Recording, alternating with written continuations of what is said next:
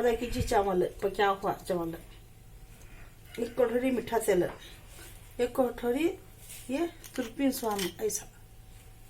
ऐसा ऐसा तुरप लेना, ऐसा आम 1 कटोरी कच्चा आम,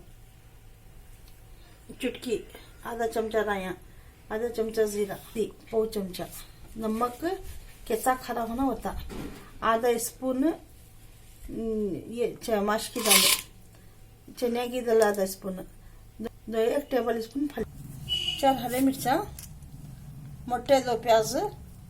1 डल्ला लहसुन, 3 काड़े तेल। फर्स्ट लहसुन डालना, गार्लिक,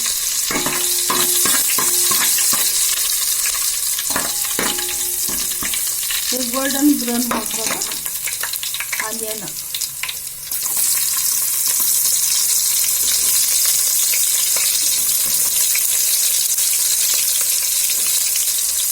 करियापाकु, हरी मिर्ची, राया, जीरा, चने की दाल, माश की दाल,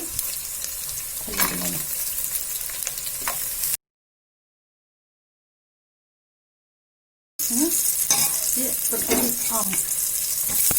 कच्चे आम, इसे नींबू टमाटर क्या भी पकड़ी,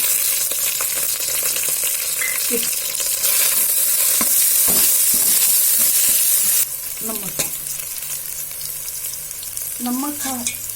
हमने कितना होना सारा जो खाना रखता है ना वो हिसाब से डालना, नीचे से भी बता दे।